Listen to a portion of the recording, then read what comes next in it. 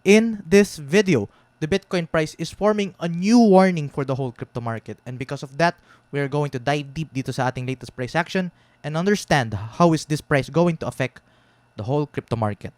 And on top of that, we are going to dive in dito sa SLP and understand ano ba yung next movement natin for the SLP price action. Stay tuned to know more.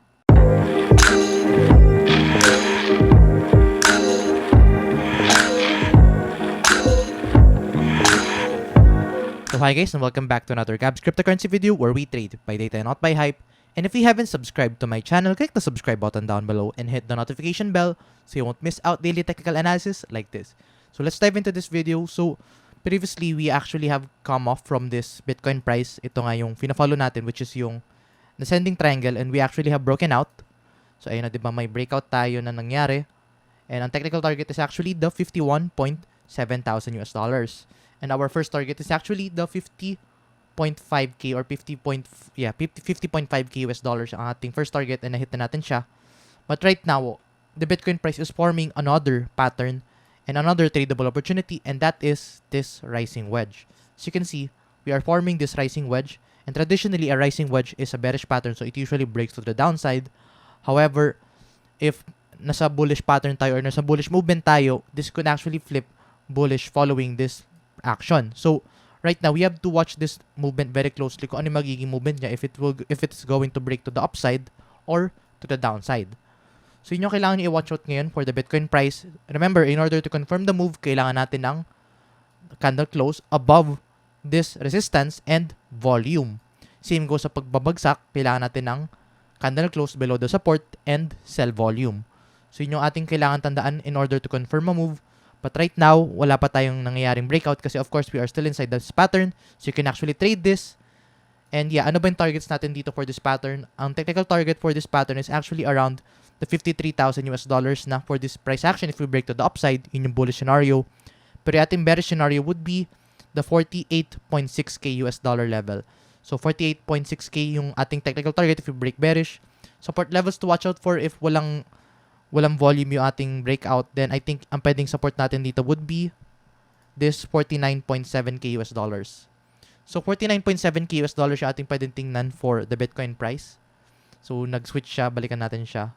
So yeah, ayan o, 49.7k US dollars if walang sell volume na ganap dito sa ating rising wedge breakout. So yun yung kailangan nyo i-watch out ngayon for the Bitcoin price.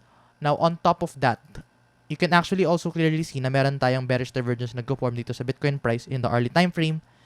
And yeah, a bearish divergence is a bearish signal. So if mauntog tayo dyan, then possible na mag-decline tayo kay Bitcoin. So pero if ang good news dyan, if na-break natin tong resistance, then we might go up for the Bitcoin price. So that's a thing na kailangan nyo i-watch out ngayon for the Bitcoin price. And zooming out, let's try to zoom out dito a bit and look at this in the 4-hour time frame. So in the 4-hour time frame, we are still in this Bitcoin resistance.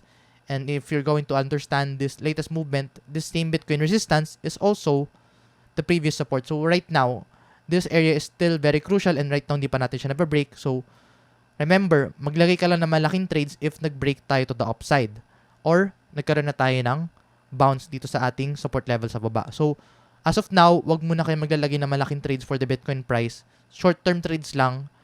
Big trades pag na-break tayo, nagkaroon tayo ng candle close above, or if nagkaroon tayo ng retest dito sa mga support levels. So yun yung advice ko, personal advice ko dito for the latest price action dito for the Bitcoin price.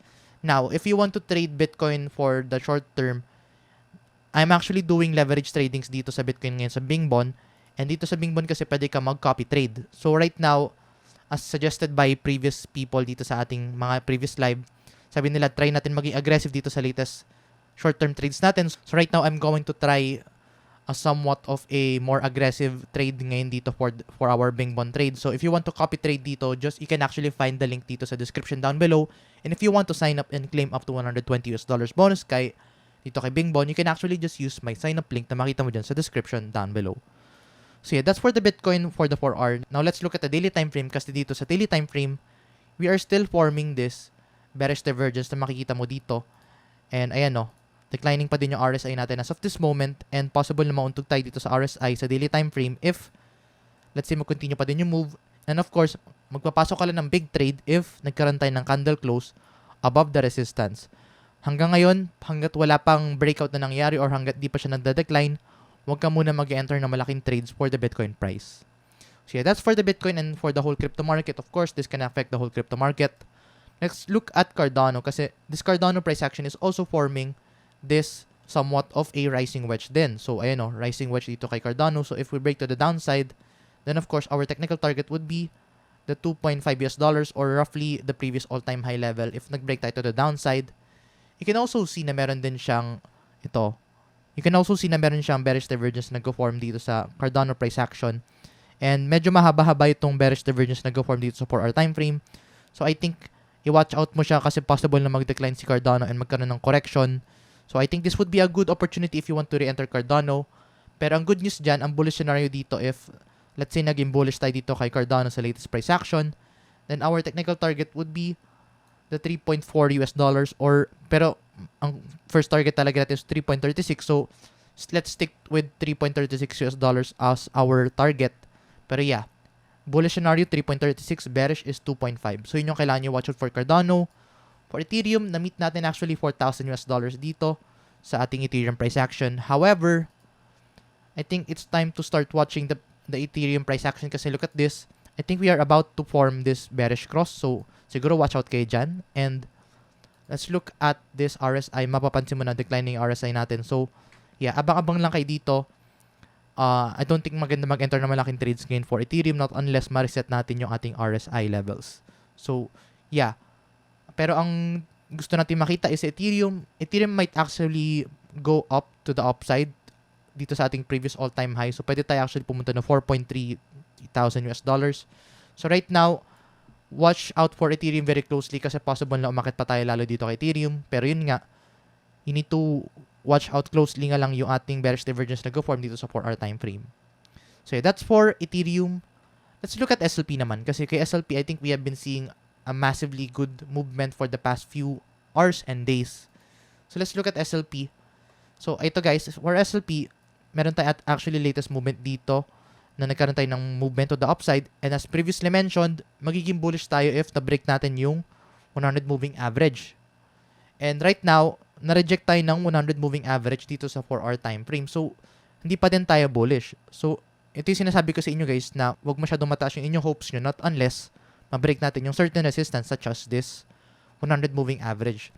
Pero ang good news dito, I think, as you can see, if possible na makakuha tayo ng bounce dito sa ating 20 moving average sa 4-hour time frame, then this could actually act as a support na ngayon. So, possible na magkaroon tayo ng somewhat a consolidation dito.